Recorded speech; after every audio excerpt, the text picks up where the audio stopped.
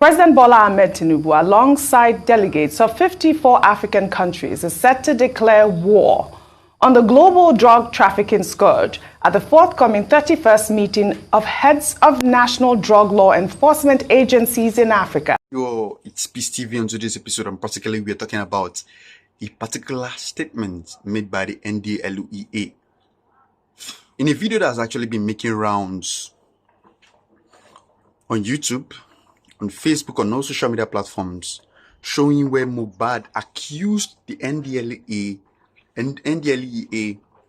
of poisoning him, giving him a substance to drink. Now they've come out to clear themselves, saying they are not and we are never involved in anything like that. And I'm wondering, will Mohbad just be lying like that? This country is just so hard. I would like you to watch the video in the next and also hear things out for yourself. And also, please don't forget to like our videos. Don't forget to comment. Don't forget to share. Thanks for watching. It's Peace TV. President Bola Ahmed Tinubu, alongside delegates of 54 African countries, is set to declare war on the global drug trafficking scourge at the forthcoming 31st meeting of heads of national drug law enforcement agencies in Africa. Tinubu is expected to deliver the keynote address at the meeting, which is set to begin on Tuesday, September 26th.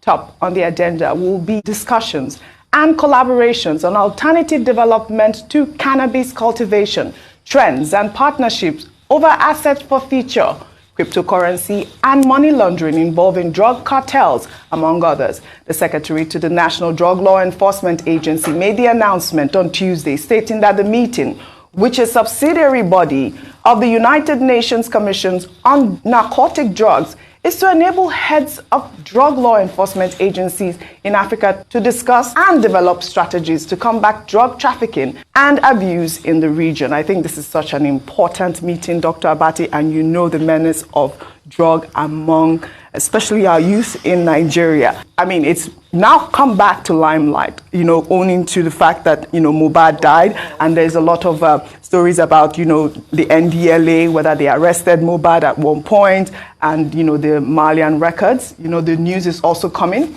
as the National Drug Law Enforcement Agency last week debunked rumors that the agency poisoned late singer Mohbad after a video surfaced online in which the late singer could be heard saying that he was poisoned by the NDLEA. The spokesperson of the Anti-Narcotics Agency in a post on X also clarified that Mohbad was not among the Malian music acts arrested by the agency in 2022, as speculated on social media. Dr. Abati. Well, one, I think the clarification by the NDLEA is very important because that story was out there. Yes. There were also some family members who were alleging that there was poison involved and all of that.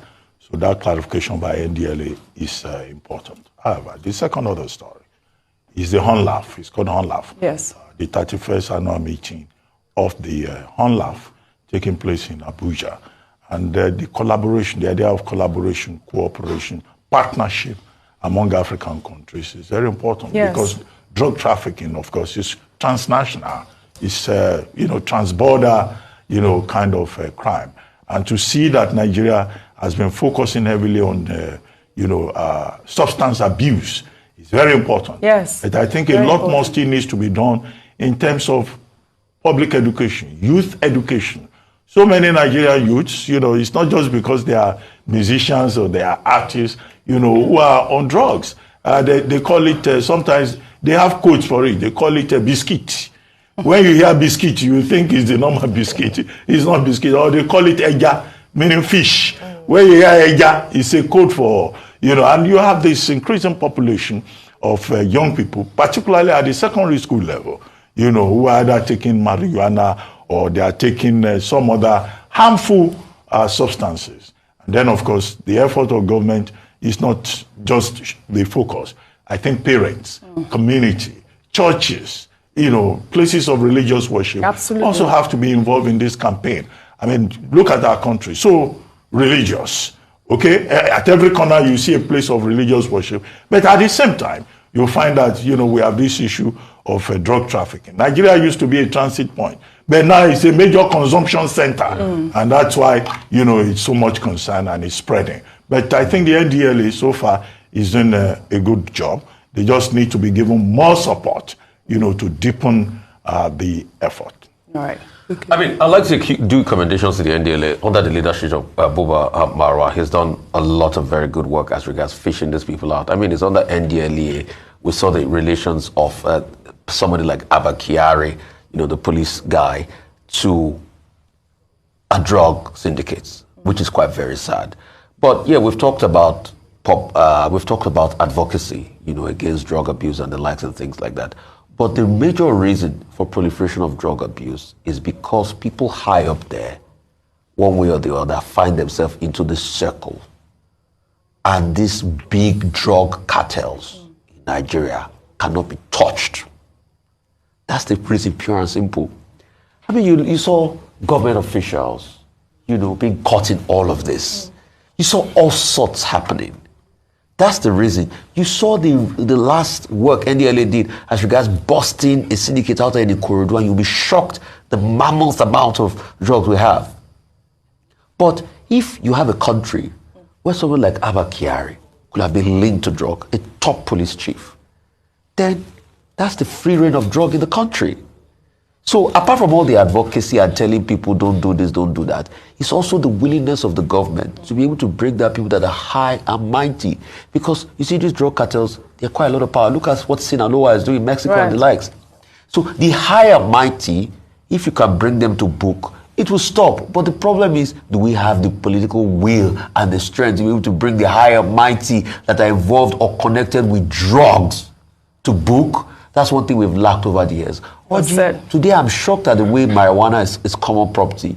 I remember back in the days, people, you can't smoke marijuana and be proud of it in public. But today, when you even see law enforcement officers smoking marijuana in public. Music videos and all of that. Music videos, horrible. Popularization of marijuana. Yeah. And politicians use these musicians, you know, for their political campaigns. So that's the problem. And that's what we're having in society here. So it's really about the big people that coordinate the supply and trafficking of drugs that have power. That a lot of people have not been able to bring to book. That's a major problem. If you do that, you bust the cartels, you bust people. But these cartels are very strong, and sometimes they have political powers.